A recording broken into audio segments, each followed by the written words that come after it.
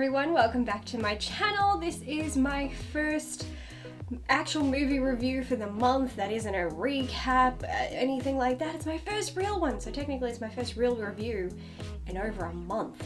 Whew, I am really behind. So earlier this evening I went and saw Charlie's Angels. That was about 7 hours ago. It took me that long just to figure out what I was going to say about this thing, so now that that's done and it's 2 o'clock in the morning, may as well do the actual review. I'm sorry this is long, but I had a lot to say. Charlie's Angels is a 2019 American action comedy film directed by Elizabeth Banks with a screenplay by Banks from a story by Evan Spiliotopoulos and David Auburn. It is the third installment in the Charlie's Angels film series following 2000's Charlie's Angels and 2003's Charlie's Angels Full Throttle, which is a continuation of the television series of the same name by Ivan Goff and Ben Roberts. When a young systems engineer blows the whistle on a dangerous technology, Charlie's Angels are called into action, putting their lives on the line to protect us all. Like many people, when I heard they were rebooting the Charlie's Angels films, I was ready to duck and hide under my covers, mostly because I flee from the word reboot like a vampire flees from sunlight.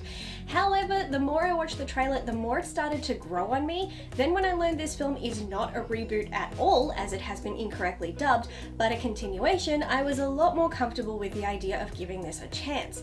Now I'm happy to report that I quite enjoyed this film. While it's not free from cons, it was still a fun flick that carries on the Angels' legacy and kept me entertained for 2 hours.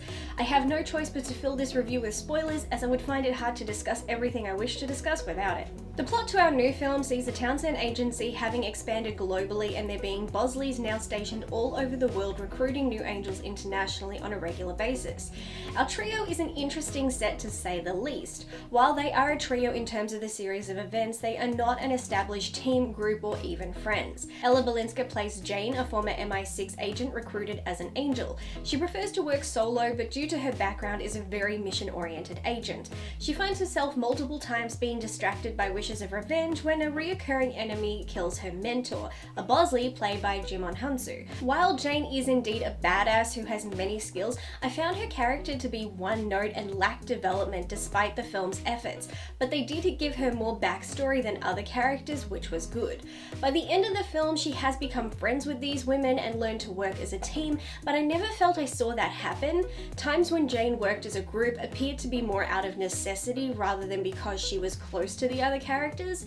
The film gives her a tearful moment, attempting to show us she has emotions and isn't heartless, but given this was over someone she barely knew and the fact that dialogue turned comedic quite fast, as did her tearful performance, it quickly did not feel genuine. While I believe Jane plays off the others well, by the end of the film the trio did not remotely feel as though they had a tight-knit bond.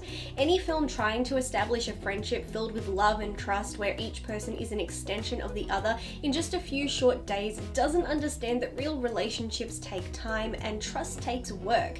In this regard, they'd have been better off starting the girls off as being an already established group like in the previous films instead of making these women do it overnight. Now, I will openly admit I am not a fan of Kristen Stewart. I have found her to be quite one-note as an actress, almost always giving the same performance in everything I've seen her in, so I was nervous about what to expect in this. I have mixed feelings about her in this film, but I also have a lot of positives. Honestly, after watching this, I can say she has made me warm up to her. Stewart's character, Sabina, is the wild comic relief, but the comedy was very hit and miss. Sabina's frequent one-liners often fell on deaf ears, with them getting little to no chuckles from the audience. I am unsure if this was the script or the person delivering the lines, but I did notice something. When Sabina is dropping random funny moments, they do not work and make the character feel detached from the situation and a bit flaky. However, when the jokes are responding to another character or a situation as it is happening, then they were good. Not quite laugh out loud good, but still enjoyable. So at this point it became about timing and setting. Sabina in her casual life is quite the tomboy, but when she's in angel mode, she is the queen of disguise. Stewart's character, more than any other in this film, gets to go through a wide variety of transformations, making her the chameleon of the group, and to be honest, she worked it. Whether she was a playgirl, a jockey, a maid, or a party girl, she was selling each of her roles. More than any other character, Kristen was given a role that, in my opinion, allowed her to show the most levels and range in her performance. Not to mention, she she looked fantastic in every disguise she was given. She rocked it as a blonde, she rocked it as a brunette, but Party Girl was my favorite. Bleached hair, dark roots, and a ponytail, and that outfit, 10s across the board. Also did not know Stewart could dance. She knows how to give us some choreography, and I was impressed. She actually looked great, it seemed effortless, like she's been dancing forever. I must also throw in how this film depicts one of my many hated tropes, having female spies kick ass in stilettos and tight low-cut dresses. Most women struggle to walk in heels, let alone chase bad guys in them, so seeing this in films is just stupid. Both my sister and I rolled our eyes as this is unrealistic, which made me love the fact that twice in the film when Sabina is about to kick ass, if she's in heels she takes them off so she can kick ass. I give a huge thank you because that was accurate. Kicking off a pair of glitter covered heels to pound someone's head in, now that makes sense. However, as is common in films like James Bond, the villain of the story forces the assigned damsel in distress to put on a sexy figure-hugging frock that her breasts look ready to jump out of, make her do her hair and makeup all so she can look pretty for typing on a keyboard and then dying. I hate it in other films, I even hated it in Transformers Dark Side of the Moon, and I hated it in this. Why does a bad guy need to waste an hour waiting for their hostage to get all dolled up when all you want is for them to hack something then die? That's an hour you wasted for nothing.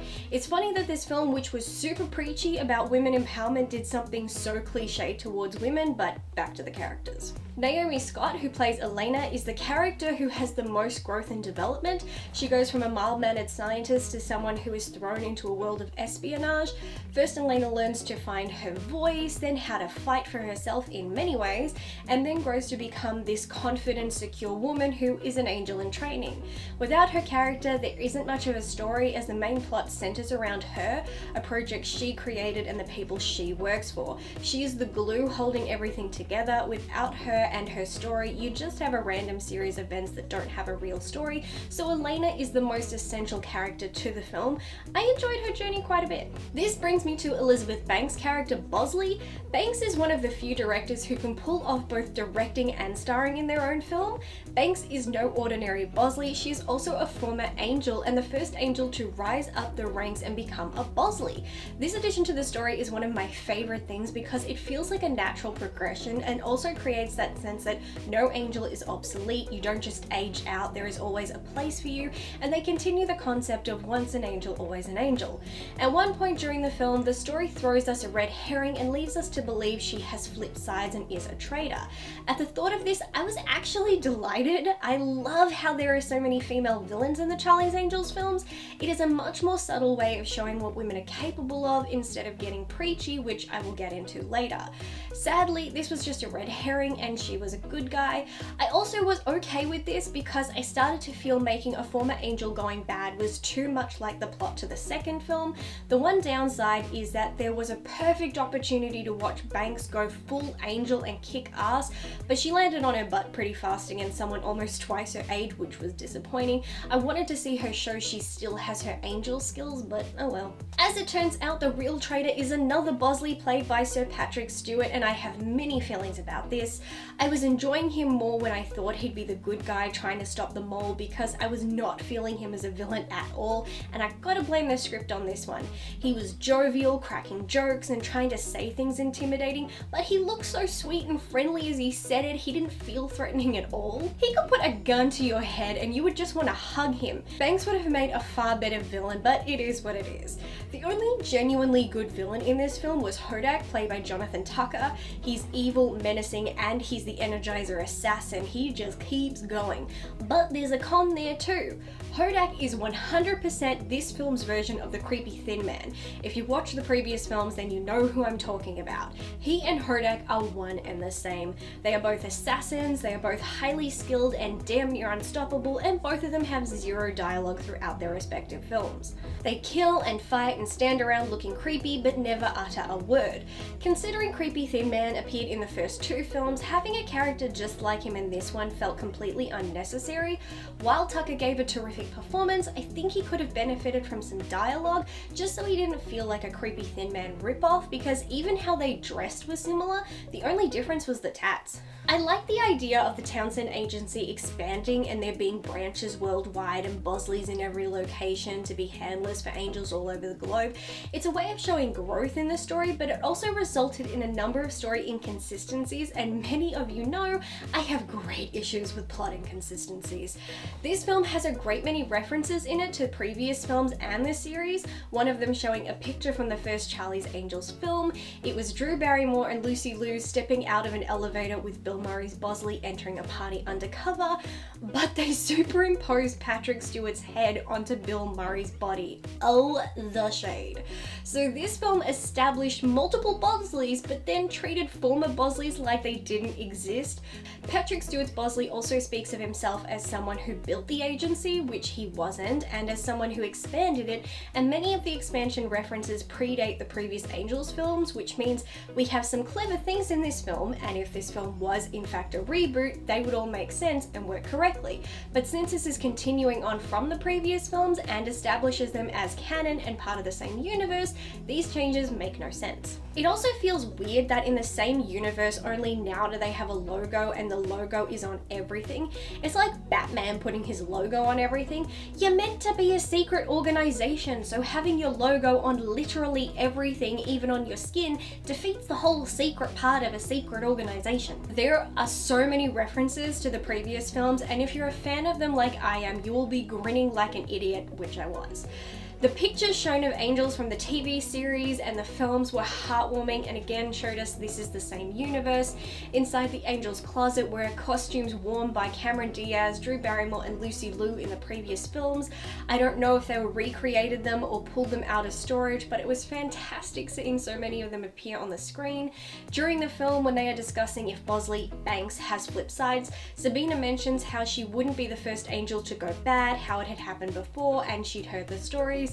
This was a reference to Demi Moore's character in Full Throttle. She was a former angel who had gone rogue after a mission went bad. Even one of the bad guys keeps referring to Sabina as Miss Independent or Independent Woman. This is a reference to the first Charlie's Angels film theme song titled Independent Woman by Destiny's Child. Awesome song, by the way. I love these kinds of subtle references. They are brief, to the point, and you know instantly what they mean, which is fun for fans and also a loving tribute to the brand. But when you start acting like certain characters never existed and you flat out superimpose someone over them, that's just not cool. The Townsend agency going global was both clever and not so clever. On the one hand, I love the idea of having more angels and having Bosleys everywhere. It does make things interesting, but at the same time, it takes away one of the best elements of Charlie's Angels, and that was the family dynamic. Whether it was the TV series or the films, Charlie, though never seen, Bosley and the Angels were always this close chosen family. There was heart and love and respect, and Charlie, while the boss, had a very paternal role, and he was very much a father to the Angels, and they viewed him that way. While they never saw him, his presence was always felt, and they cared about each other. That emotional connection doesn't exist in this film. Townsend Agency now feels like any other large government agency, even though it works outside governments. It feels like a business, and the heart isn't there. I liked it better when it was a small private organization with carefully selected missions. I told myself if I don't see an original angel, I would be devastated, but I am not, because the Jacqueline Smith, who is famous for playing Angel Kelly Garrett, makes an appearance in this film, welcoming Elena as a new angel. My heart about exploded. Having an original angel welcoming a new generation of angels is such a beautiful moment and a terrific tribute. That's the kind of stuff I want. She's also the only angel to appear in the TV series, the first series of films and the new one, with her making a cameo in Full Throttle. I also have reason to believe she is the new Charlie, which would be the most awesome thing over, I won't lie. The voice of Charlie in this film is played by Robert Clotworthy, who sounds pretty close to the original, who was voiced by John Forsythe in the television series and the first two films. Sadly, Forsythe passed away in 2010. Had he still been alive, chances are they'd have had had in return for the role. At the end of the film, we see Bosley communicating with Charlie, we see someone speaking as Charlie but using encoding equipment to alter their voice, and the real speaker being a woman. Given the silhouette and the outfit, it looked very much like what we see Jaclyn Smith wearing, which leads me to think she has taken over as Charlie, which would be brilliant casting. Who better to take over the role of Charlie than one of the very first angels? That gets 20 thumbs up from me. We also during the film see Banks' character speaking face to face with the same character who voices Charlie. We only ever see their hand and never their face, but thanks to the final scene at the end of the film, it's clear Charlie is now a woman, and my money is on Kelly Garrett. I know this is getting long-winded, but I have one last thing to discuss, and that is my number one issue with this film.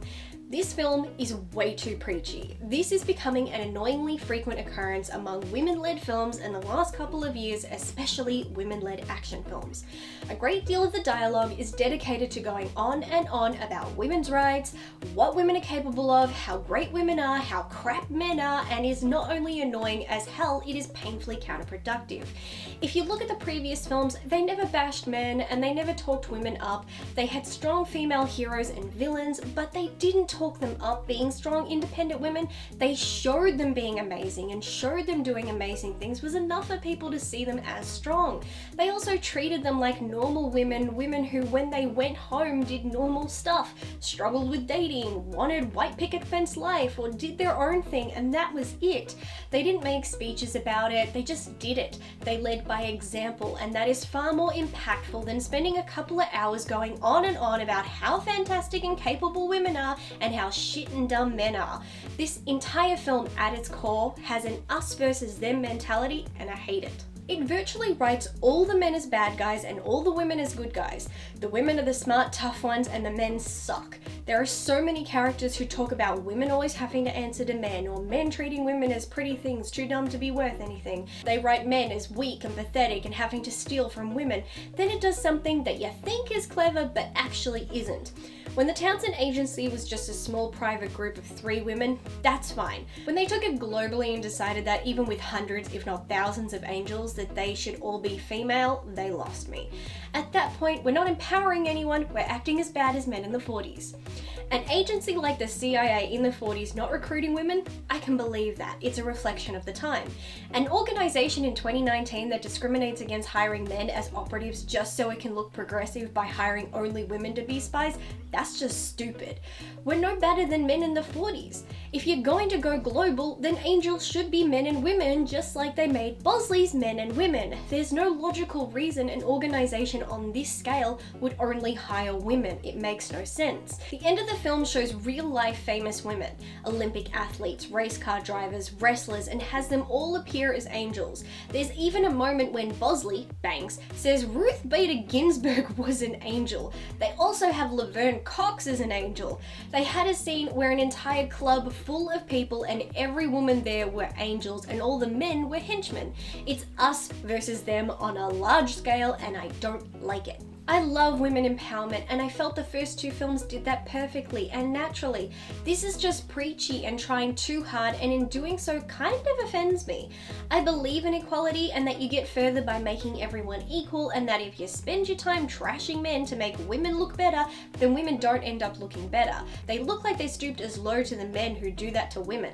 I did, however, love the final montage of Elena being trained, and I loved all the cameos. I did see it as fun. It was exciting seeing who they were able to include, but at the same time it was overkill on a massive scale. It was too much. While the line about Ruth Bader Ginsburg was funny, it also contradicts the previous film and once again is overkill. I think if this film had just focused on showing the characters doing incredible things without bringing gender into it, it would have made a stronger point than how they went about it. I think they could have amped up the action too. It felt a bit held back. While there were more brutal deaths in this film than the last 2, the way they were done in this film involved no blood or gore, so it still felt PG-13. The first 2 films were action-packed. everyone getting a villain to go against, someone to fight as a trio, and then massive explosions. It was fantastic. This film didn't have that. There's maybe one proper one-on-one fight that is stretched out and has a climax, but that's it. And there's only a couple explosions, so I felt it was missing a lot of action. Maybe it should have focused on that more than on preaching how superior women are, but that's just how I feel. While I clearly had some issues on the whole, this was still a fun film and I would probably watch it again in the future. I actually am interested in them doing a sequel because I feel they have done a lot of the groundwork for a film that can go further. I think a sequel to this would be even better. While many sequels flop, I think given what this one has established, a sequel can only improve on the story. So I'm excited to see where they go with it. Some excellent casting in this film. Our three leads have some good chemistry moments, not all the time, but when they are there, it's brilliant, which again is why I think a sequel would be great. I was ready to count this out and I thought it would be shit, but I was wrong. This was a lot of fun and more people should check it out. I will also say, though this is entirely irrelevant, I was not loving the Charlie's Angels soundtrack. I have the soundtrack to the first two films and I love them. I listen to them so often and their theme songs were great. I think the theme song to this film, Don't Call Me Angel, I think that's a great song. It's a lot of fun. None of the songs in this film were memorable, and then they only played the theme song like towards the end, so it's just like, wow, now it appeared. It's like when they do that and they always play the theme song during the credits. That always bugs me. They didn't really do that with the Charlie's Angels film. That actually appeared during the film, which was always good. Independent Woman is playing when they're driving the car to go and get burgers or something. That was really cute. But yeah, the soundtrack does not determine whether or not this is a good film. That's just a bonus for me if it is.